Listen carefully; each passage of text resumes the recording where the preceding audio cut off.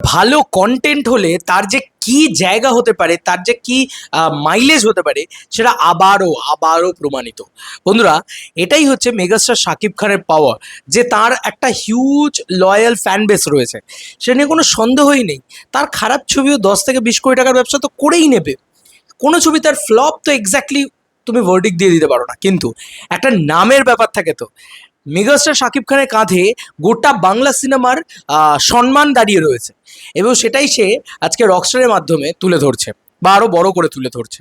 তো এটা একটা বড় রকম জিনিস। কিন্তু বন্ধুরা, যেটা এখন নিয়ে কথা বলবো, hey guys, welcome to my channel, আমি মহারাজ। আর এখন আমরা কথা বলবো হচ্ছে ইন্ডিয়া ক্রেজ, বা ইন্ডিয়াতে যত রকম নেগেটিভ জিনিসপত্র মেগাস্টারকে নিয়ে এতদিন ধরে হয়েছে, সেটা রাজকুমারের গান বেরোনো থেকে শুরু করে, সেটা প্রিয়তমাকে খারাপ রিভিউ দেওয়া, বরবাদকে পর্যন্ত খারাপ রিভিউ দেওয়া। বরবাদ যথেষ্ট ভালো একটা সিনেমা তারপরেও, এবং তার সঙ্গে সঙ্গে তুফানকে নিয়ে বলা, তুফান আমার প্রচণ্ড পছন্দের সিনেমা।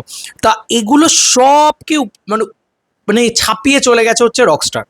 রকস্টারকে নিয়ে বিন্দু মাত্র কেউ কোনো নেগেটিভ জিনিসপত্র বলছে না, বিকজ অফ কন্টেন্ট।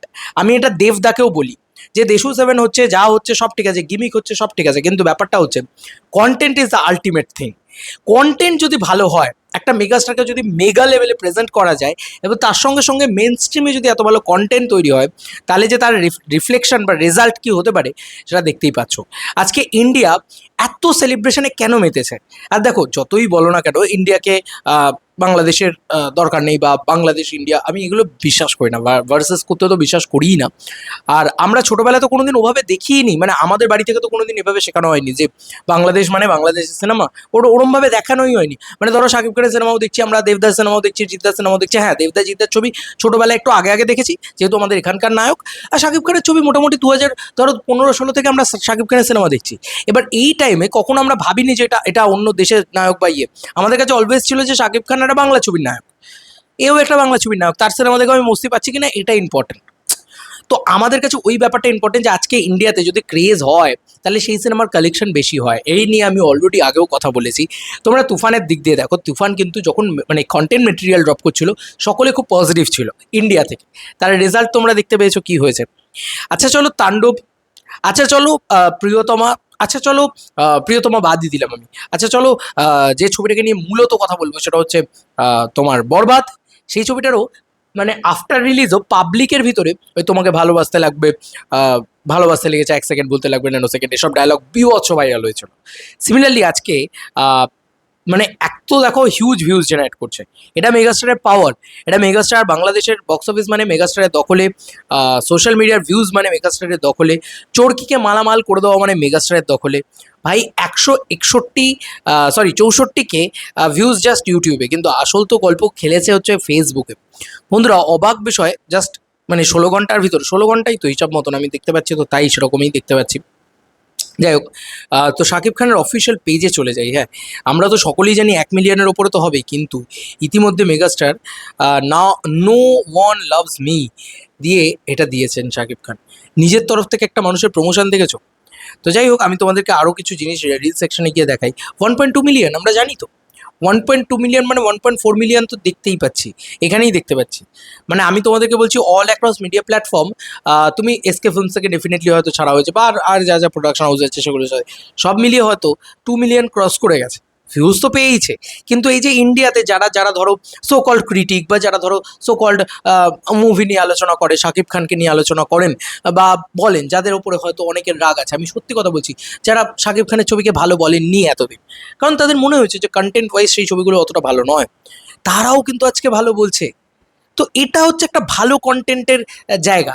এবং বিশ্বাস করো, বিশ্বব্যাপী শাকিব খানের ছবি রিলিজ করেছে, তো এত পজিটিভ ওয়ার্ড অফ মাউথ বা এত পজিটিভিটি রিলিজের আগে কোনো ছবিকে কেন্দ্র করেই ছিল না। মানে আমরা সকলেই বলেছি।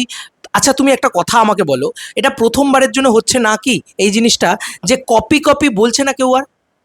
এটা প্রথমবারের জন্য শাকিব খানের ছবিতে হচ্ছে না। দেখো তুফান যখন বেরিয়েছে, সঙ্গে সঙ্গে একটা কন্টেন্ট বেরিয়ে গেছে যে কোনো কন্টেন্ট ক্রিয়েটারদের, তুফান কি এটার কপি? কেন বললো এরকম ধরনের জিনিসপত্র? কেউ শাকিব খানকে সাপোর্ট করে কথা বলেছে, কেউ বিপক্ষে গিয়ে কথা বলেছে, কিন্তু এই কথাটা তো উঠেছে যে কপি। এই কথাটা উঠবে কেন? আজকে রকস্টার নিয়ে কিন্তু উঠছে না এই কথাটা। হাইপ তো ইনসেন লেভেলে আছে, কিন্তু উঠছে এই কথাটা। ইন্ডিয়া থেকে কেউ বলছে, আচ্ছা বিদেশ থেকে কেউ বলছে, আচ্ছা বাংলাদেশ থেকে কেউ বলছে না। তো এটাই হচ্ছে একটা ভালো সিনেমার ফল, এটাই হচ্ছে একটা ভালো সিনেমার কন্টেন্টের ফল। তুমি দেখো না মানে টিজারটার কি প্রশংসা হচ্ছে যখন ওই একটা হ্যাল ব্যাপার রয়েছে, একটা হ্যাপি হাইয়ের ব্যাপার রয়েছে, ওই মোমেন্টগুলোকে যেভাবে তৈরি করেছে, যেভাবে সিনেমাটোগ্রাফি করেছে, যেভাবে লুক অ্যান্ড ফিল দেখিয়েছে, মানে এটা না একটা, সত্যি বলছি বাংলা কমার্শিয়াল ছবিতে একটা রেভলিউশন হয়ে গেছে, যে বাংলা চলচ্চিত্রে এটা সম্ভব, এটা করতে পারা যায়, তাও আবার বাংলাদেশে বসে। আমাদের এখানে এত রিসোর্স থাকা সত্ত্বেও আমরা কেন পারছি না, এই পয়েন্টটা কিন্তু বারবার উঠে আসে। এতদিন আমি বলতাম, এখন বাকিরা বলছেন, বড় বড় রিভিউয়াররা, বড় বড় ক্রিটিকরা বলছেন যে আমরা কিন্তু অনেকটা পিছিয়ে আছি, আমাদের এখানকার কমার্শিয়াল নায়কদের দেখে শেখা উচিত। এটা নিয়ে না হয় অন্য কোনো কন্টেন্টে কথা বলবো। তবে এটাই কিন্তু সত্যি কথা যে ইন্ডিয়াতে যে ছবিগুলোর ক্রেজ হিউজ হয়, সেই ছবিগুলো হিউজ বক্স অফিস কালেকশন করে বাংলাদেশের মাটিতে, এবং তার সাথে সাথে গোটা বিশ্বজুড়েও আরও আরও হয়। এবং শুধু ইন্ডিয়া কেন, আমি বলবো যে গোটা বিশ্বজুড়ে যে ছবির ক্রেজ হয় সেই ছবি তো হবে। আর this film is a international film, not only India film, not only Bangladeshi film, not only মানে একটা কোনো জায়গায় মানে মানে স্টাক করা film. This film it is international film, যেটা পৃথিবীব্যাপী সব জায়গায় দারুণ ব্যবসা করতে চলেছে। মিলিয়ে নিও আমার কথা। এত ভালো ভালো কন্টেন্ট তারা ড্রপ করছে, এত ভালো প্রোমো তারা ড্রপ করছে, তুমি এক্সপেক্ট করছো যে আমাকে উড়িয়ে দাও দেবে। ওরা টিজার টু নিয়ে এলো, টিজার টু এর যে টোনটা সেটা একরকম, অন্যরকম। তুমি একটা রোম্যান্টিক সং পিছনে বাজছে সেটা এক্সপেক্ট করছো, সেটার আবার নো ওয়ান্স লাভ মি এরকম ধরনের একটা গান বাজছে, তো বুঝতে পারছো যে কন্টেন্ট। আর সব থেকে বড় কথা, শাকিব খান এইটা তো ব্যাপকভাবে মাথায় নিয়েছে আফটার প্রিন্স, যে প্রিন্সের মতন ছবি আর নয়, অসম্ভব। এবং তার থেকে নিয়ে যা যা জিনিসপত্র নিয়ে সমালোচনা হয়েছিল, আরে আমার কথা বাদ দে ভাই, আজকে যে কথাগুলো বলেছিলাম সেগুলো তো শাকিব খানের ভালোর জন্যই বলেছিলাম। আমি তো চাই মেগাস্টারের ভালো হোক, এবং আজকে সাকিবিয়ানরা গর্ববোধ করুক মেগাস্টারকে নিয়ে, তাই না? তো আমি এগুলো নিয়ে না হয় আরও আলাদা আলাদা করে ভিডিও তৈরি করবো, যেগুলো আমার খুব পছন্দের ভিডিও। এবং এটা এত প্রশংসা পাচ্ছে, মেগাস্টার শাকিব খানের শুভাকাঙ্ক্ষী হিসেবে, পছন্দের মানুষ হিসেবে, পছন্দের নায়ক হিসেবে আমার না মনটাই খুশি হয়ে যাচ্ছে। বাদ বাকি তোমাদের কার কি মতামত এন্টার ভিডিওটাকে নিয়ে জানিও কমেন্ট সেকশনে। সাকিবিয়ানদের নাচার দিন আজকে। চলো বন্ধুরা, নতুন কোনো ভিডিওতে দেখা হবে।